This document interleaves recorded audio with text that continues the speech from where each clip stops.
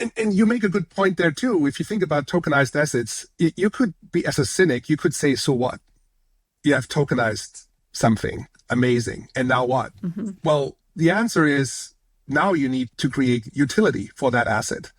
But the moment you do things that currently don't work in the world of traditional finance. You move things instantaneously, stuff settles right at the moment of the transaction occurring, and it's happening 24/7. And that's where I think a big unlock's lurking around the corner, and it will, rather than just being a cost reduction play, it will be a growth play for the industry collectively.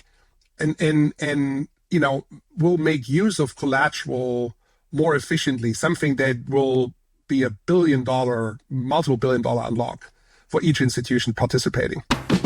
Welcome to Inside Digital Assets, the podcast about the future of capital markets, tokenization, digital assets, and the technologies that power them.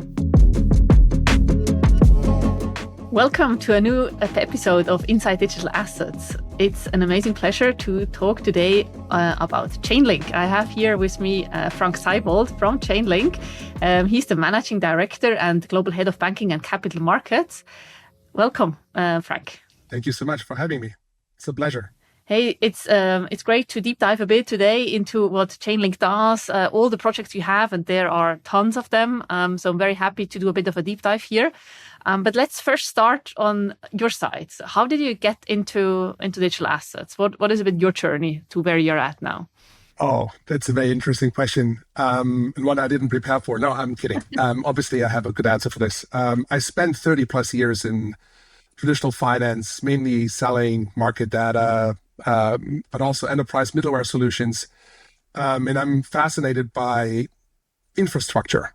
That sounds a little weird maybe, but connecting things, defragmentation of things is something that I witnessed and was part of over the last 30 plus years. And when I got the phone call, would you consider joining Chainlink? I immediately saw the infrastructure play in Chainlink's setup, and I loved it. And lo and behold, like a year and a half in, I'm having a ton of fun working with Chainlink's amazing team to build infrastructure to connect things again, this time on chain. So Chainlink was actually your first step into the digital asset world?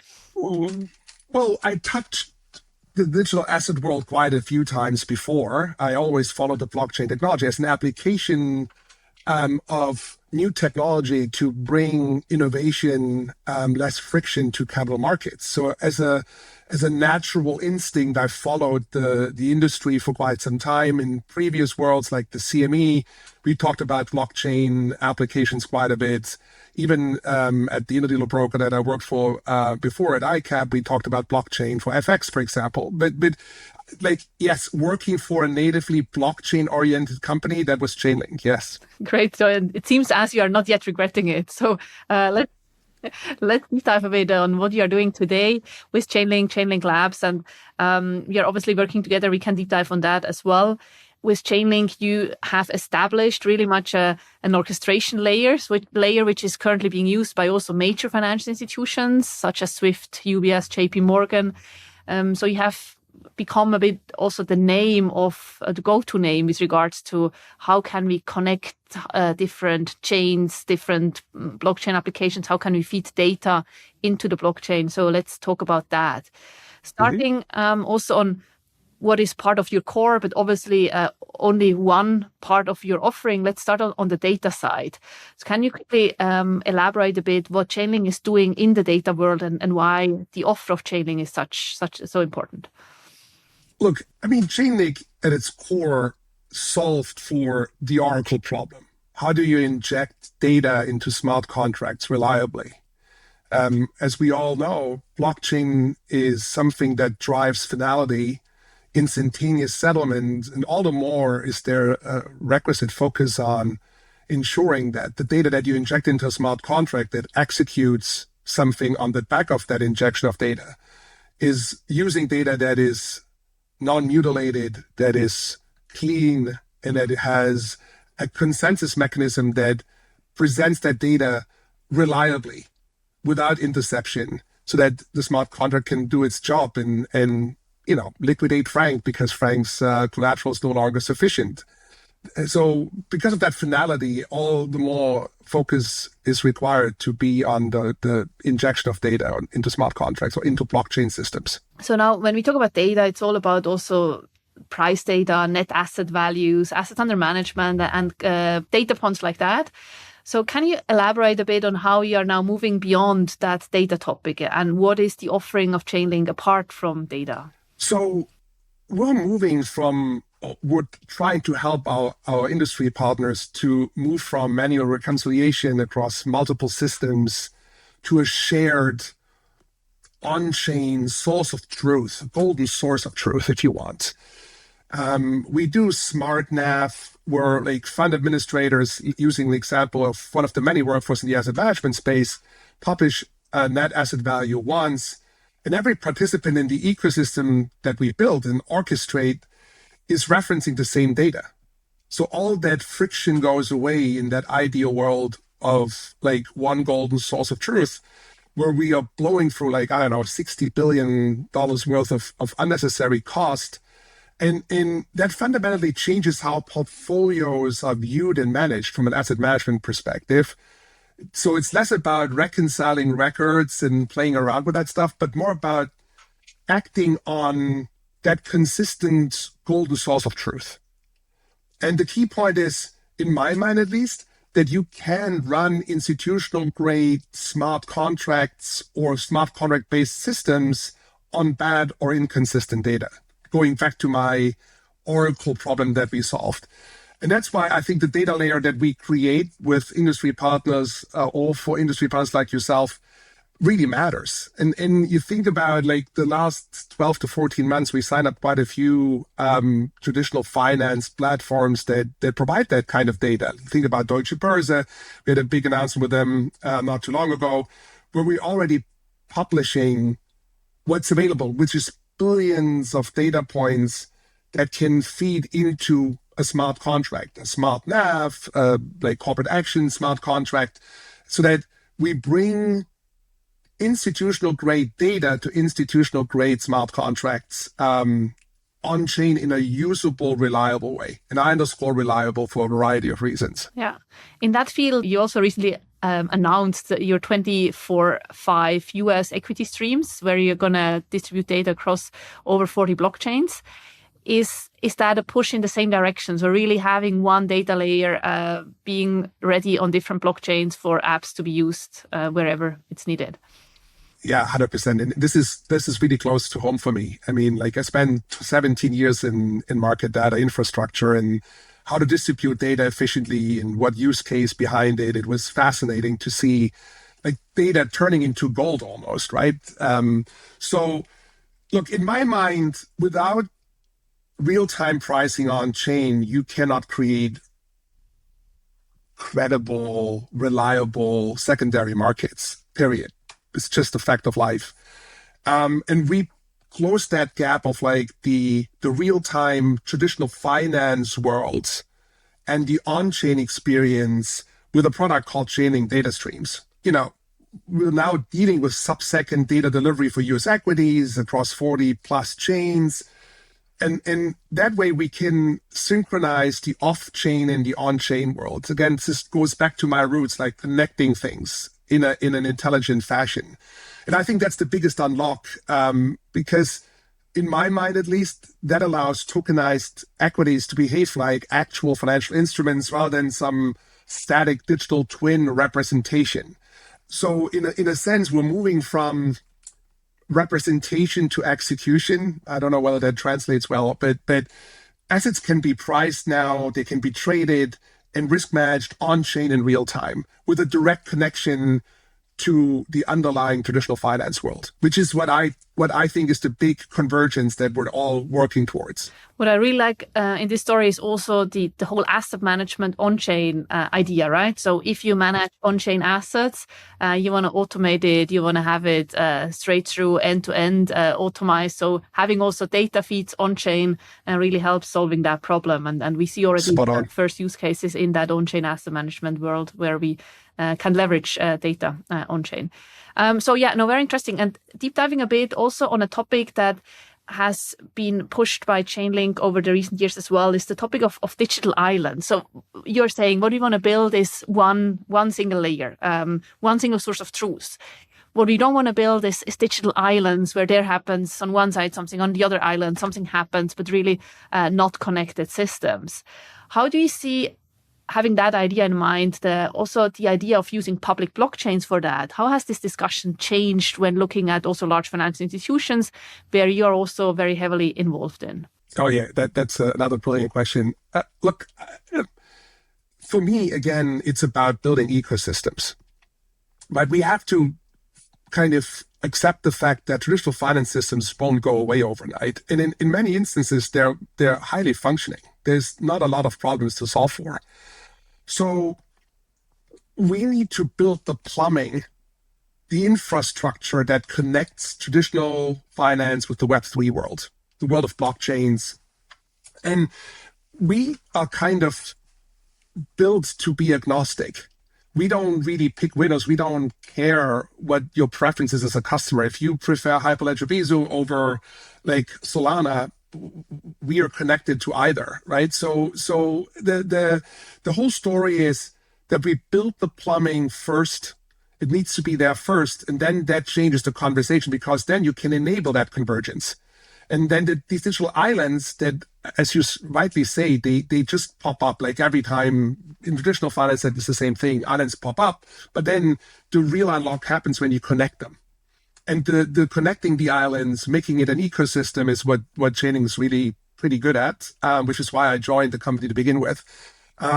So we now see big institutions think like, because you're from Switzerland, UBS, in my hometown, New York, JP Morgan, the DTCC, Swift, they all are shifting away from piloting things to production use cases.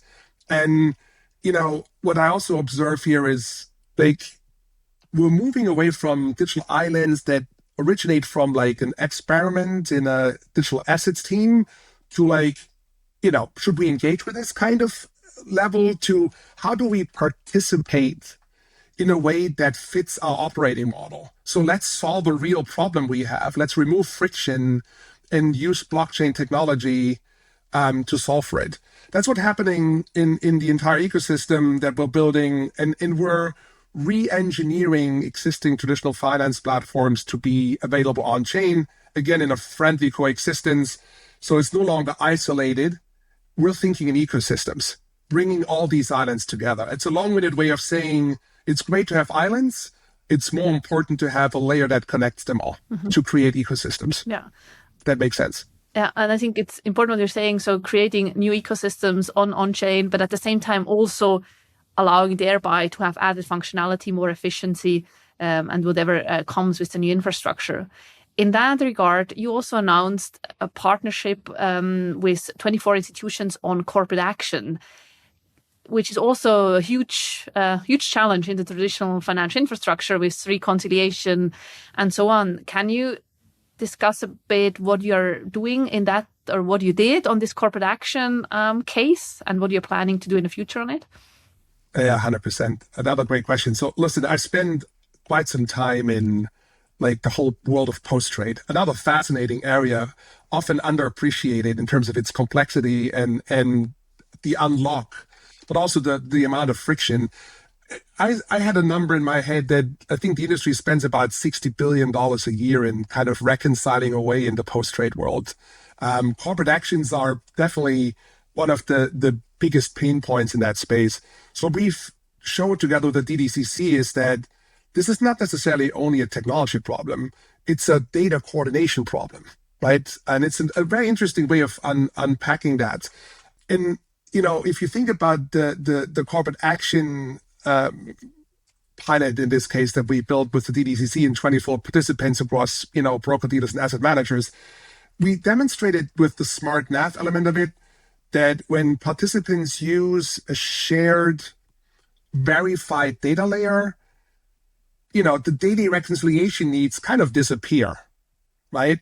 Corporate actions follow the same pattern, really. So what we done with Smart That First then was kind of amplified in the world of corporate actions, where you look at fragmented data, multiple versions of truth, consistent reconciliation, cost, and phone calls. Like, what is it? The split, is it 1 to 11, 1 to 10?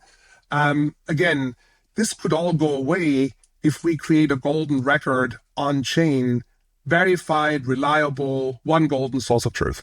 And we work with our industry partners to create that single shared source of truth where data is validated at the source with, AI models, for example, to help with that validation, and distributed consistently to the consumers on chain. And if you think about it, and I'm probably saying something that some people might find less appealing because they make a lot of money in that process, is that the outcome is not faster reconciliation. It's actually making reconciliation disappear because everyone's referencing one golden source of truth. Mm-hmm. And that would remove a lot of friction and a lot of cost from the system. So, as I said, summarizing, it isn't about improving reconciliation. It's kind of making it go away. Yeah. In my mind. That's the end game. And getting 24 institutions and large finance institutions together to start a pilot on that is a very good first step. Do you have any plans to continue that, or what is the future on that topic, which I believe is a very important one? We are there to do it. We are talking to big CSDs around the world to kind of rekindle the idea.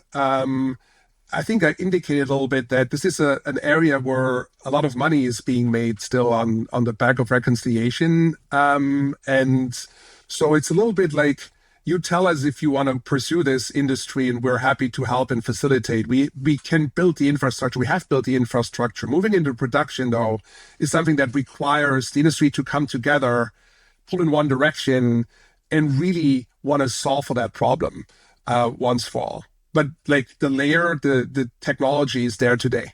Now, moving a bit away from the data and reconciliation topic, more moving to the interoperability theme, where Chainlink obviously is a major player as well. And we have touched upon it already when talking about digital islands and the idea to build bridges over those digital islands.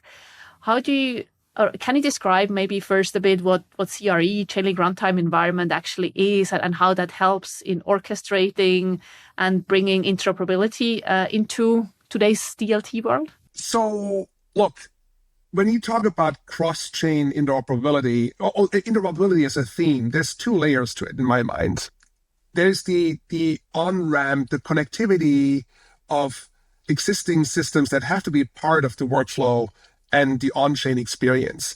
Like we introduced CRE, Chainlink Runtime Environment, Java Runtime Environment, a standard that allows to create that orchestration between traditional finance and on-chain finance platforms. Because in reality, a bank CTO doesn't want to have 40 integrations from on to off-chain and off to on-chain. They want an orchestration layer. They want middleware infrastructure that connects things efficiently, at ease, at speed, and reliably. So when you reference CRE, in my mind, this is a major unlock in terms of connecting Web 2 and Web 3, which sounds simple, but actually is what the essence of all of this is. Because I, again, am a big proponent of the idea of friendly coexistence. We're gonna see that two worlds will run in parallel and converging at speed at some point, but we're not going to have a light switch that allows us to switch off the traditional finance platforms. So, like that connectivity between Web 2 and Web 3 is important. And we demonstrated that with the DVP use case we did together with JP Morgan Connexus and Ondo, where we were the orchestration layer that connected or connects still, with cross-chain logic, compliance, all the necessary ingredients of a good workflow for cap markets with CRE. I would be interested in your personal opinion with respect to the whole let's say, development of the different environments in the DLT space, when I look at it from a settlement perspective, we want to be on those chains where there's traction. But what we don't want to be is on as many chains as possible, because of the idea of as an industry, let's focus on certain specific chains. There might be different chains for different use cases, but there is no point in being on hundreds of different chains for the same use case. Do you see a bit of a, let's say, convergence in the industry, without now pointing out specific chains, but at least a convergence on certain chains? Or do you think, are we still in the phase where let's try to do it on as many chains as possible? Another good question. The way I see the world personally is it reminds me very much on the times that we experienced when trading went from voice to electronic trading. People were barking down prices into swap boxes, and there were like two venues for it. I use foreign exchange, Reuters and EBS. I worked for both, funny enough. And that was all there was. And then all of a sudden, when things went electronic, there was like a massive fragmentation across many, many venues where you could transact your FX risk. It's a little bit like that with blockchains. There's a proliferation of blockchains. We have lots of them. Chainlink as a company is agnostic to the outcome. We don't pick the winners. We are the infrastructure layer. If you need to be connected to Frank chain, and Lidia is also starting a highly relevant chain, we're there to defragment that world. So for us, the more the merrier, really.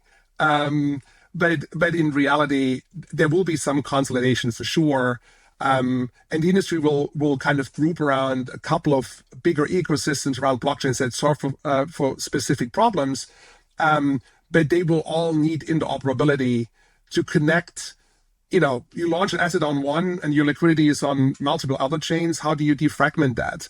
Like we did in the FX world, you build an aggregation layer, and that aggregation layer, or that connectivity layer, is going to be like CCIP in my mind. Shameless plug for Chainlink, but that's what we do for a living. We do it really well, and we do it reliably, and we don't cut corners, and we don't facilitate like things that lead to bad outcomes, as we saw recently a couple of weeks back. So yes, there's going to be fragmentation, but the industry doesn't need to worry about it because there's a very healthy layer that will defragment and aggregate efficiently, called Chainlink, CCIP.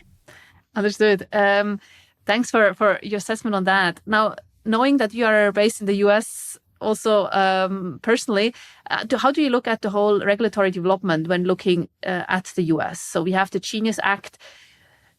We already feel quite of an impact also on the European side of things by simply having the Genius Act and now also seeing the further developments. How do you feel it in the US?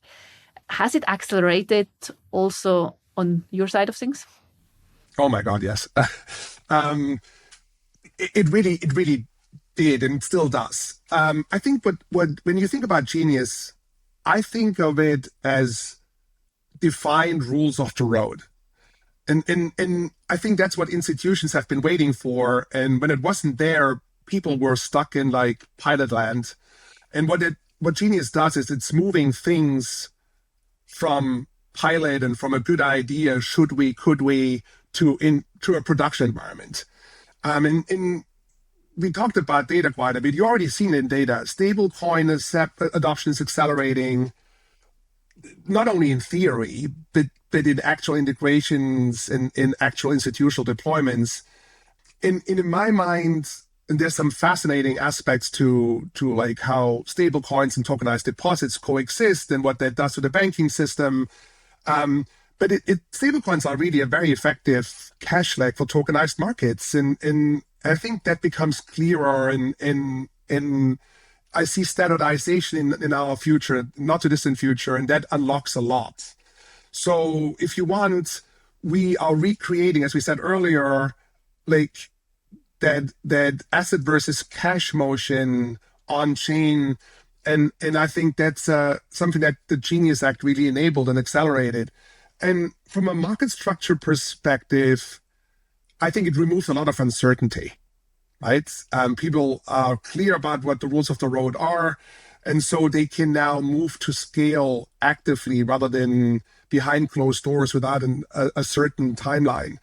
And for us, that's great because we are the source of trusted data, and we do proof of reserves for stable coins, and we provide valuations for smart NAV for assets. We do attestation and provide transparency mechanisms. We provide compliance, and we provide interoperability. So for us, it was the perfect storm. Genius unlocked production use cases, and all these use cases need data, orchestration, and reconciliation, and cross-chain interoperability. And now if you look from the US also and compare it to what you see in Europe and maybe also Asia, working together also with financial institutions on that side, do you see a big difference in how, on one side, the regulatory landscape is, but also the willingness of the institutions to actually act upon those new technologies? Yeah, I mean, look, I think the US has the most dominating capital markets, right? They are the biggest in for a variety of reasons. They get bigger, like our debt piles up, and so there's got to be more US treasuries out there, I guess. But kidding aside, I think it was an unlock for the world, really. The people see that the largest cap markets platform in the world is moving on-chain rapidly, and I think that created a use case globally, in Asia, in Europe, and I feel like the entire industry has gotten a boost out of the US kind of getting out of this funk around, like, we don't know what we can do, there's regulatory uncertainty, and it's driving adoption globally. I have lots of great conversations in Europe. There's a lot of like positive vibes and agility around what you do for a living as well, Lidia, with your team, which is amazing in my mind. And the same is true in Asia. It was a major unlock, not only for the US, but globally. Yeah, I totally agree there. And also seeing other pushes on the regulatory side in other jurisdictions, such as Europe, to actually still be ahead and also allow for businesses to grow. I think we are in a good time from a regulatory perspective. Totally agree there. Yeah. So in terms of also looking ahead, where we are heading to, what our future looks like in terms of DLT, on-chain data, and so on. How do you see, maybe looking in like 5 years from now, how do you see the world looking? Do you see it like having it merged already? We have been talking before about maybe TradFi and the on-chain world merging. Has that already happened in 5 years, or how do you see that going ahead? That's another brilliant question. You got me there. I really don't think that we have a light switch in which we can just move everything magically on chain. There's a lot of processes that are, running at scale, and they run efficiently. And you will see a certain hesitancy to change a winning team. And I don't think that the industry is well advised to kind of push blindly for everything to be on chain. I think what we're going to see is an accelerated convergence. People will remove friction. Blockchains enable a lot of innovation, and it enables people with a low barrier of entry to overcome crusty, old, redundant, friction-laden infrastructure. That said, my vision of 2030 is that there will be convergence, but there also will be a friendly level of coexistence. And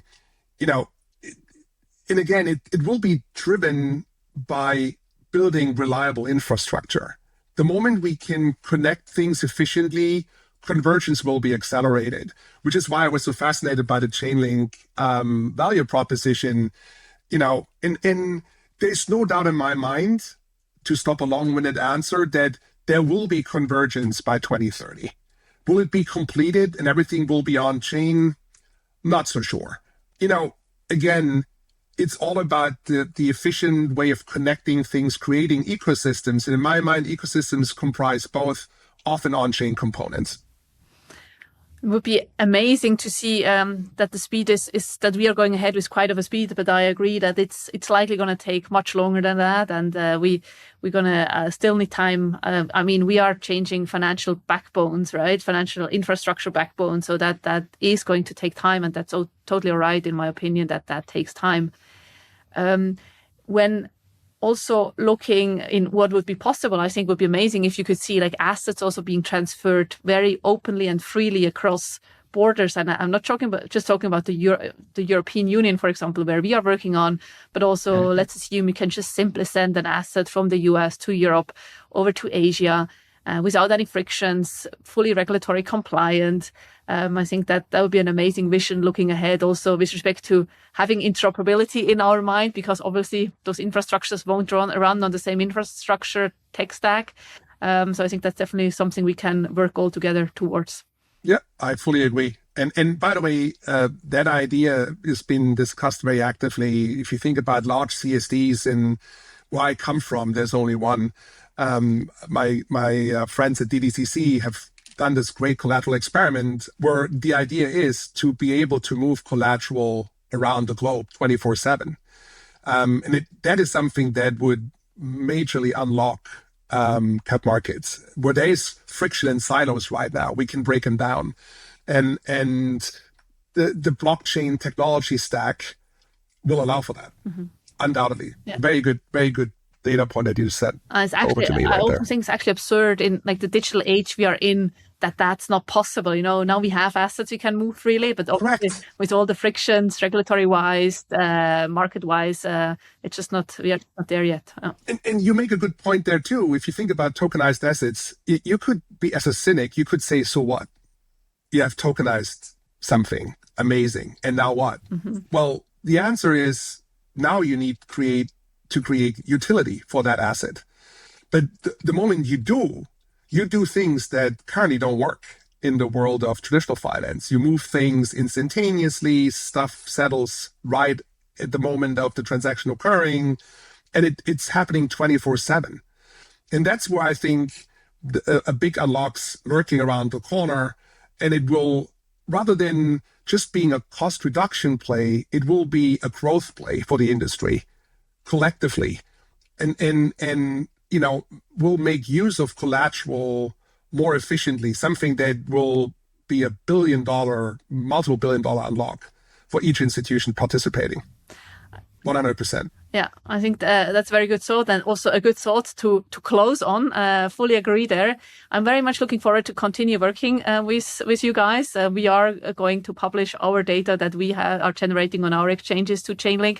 So definitely working together here, also working together on other topics. So very happy to continue that. It has been a pleasure talking to you in today's podcast. Likewise. And very happy to also continue the path together with you. It's been fun working with you. Thank you so much. And there's more good stuff happening between the two of us. Definitely. Thank you, Frank. Take care. Bye. Take care. Bye-bye. This was Inside Digital Assets, a joint project by BX Digital and Seturion. If you enjoyed this episode, subscribe to our podcast and feel free to share with others.